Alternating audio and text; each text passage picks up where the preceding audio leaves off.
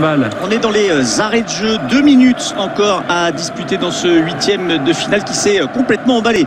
Là depuis une dizaine de minutes maintenant, ça ronronnait un peu, même si les Belges avaient ouvert le score à la 42e minute de jeu.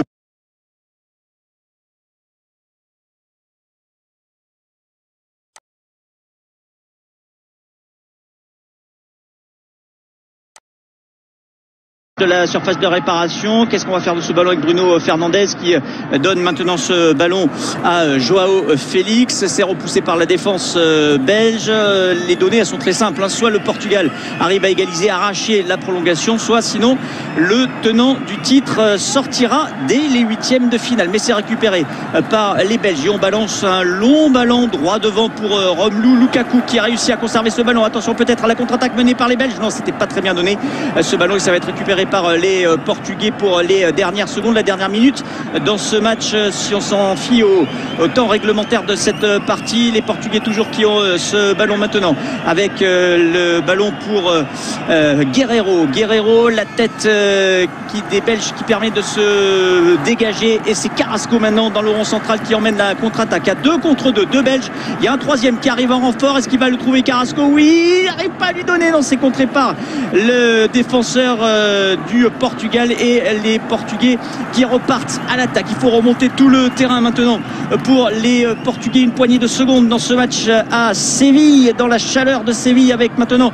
à l'entrée de la surface de réparation la frappe qui va passer à côté. Les Portugais ont sans doute laissé passer leur chance. Ils se sont réveillés bien trop tard dans cette partie. Dans les 10 dernières minutes, il y a eu d'abord une tête d'André dans le ciel de Séville, mais qui a été appuyé sur le gardien Thibaut Courtois, qui n'a eu aucune difficulté à repousser le ballon. Et surtout, 1 minute plus tard, Raphaël Guerreiro, une superbe reprise de volée ras de terre à l'entrée de la surface de réparation, et ce ballon qui va s'écraser sur le montant gauche de Thibaut Courtois. C'était la plus belle occasion pour les Portugais dans cette partie. Ça ne leur a pas souri jusqu'à présent, alors qu'on procède à un dernier changement du côté de la Belgique pour faire défiler encore un peu plus ce chronomètre avec la sortie du buteur de ce soir, Thorgan Hazard. Les Belges qui vont sans doute avoir le sourire dans les prochaines secondes, mais il y a quand même une mauvaise nouvelle du côté de la Belgique, c'est la sortie sur blessure de leur maître à jouer, Kevin De Bruyne,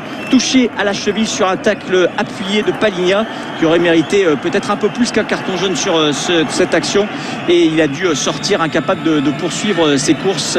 Kevin De Bruyne, on va évidemment suivre ça si les Belges confirment leur qualification pour les quarts de finale, mais ce n'est pas fini ce match. Ça y est, c'est terminé à l'instant à Séville sur cette victoire 1-0 pour les Belges face au Portugal, et Ronaldo qui en jette son brassard de capitaine de dépit.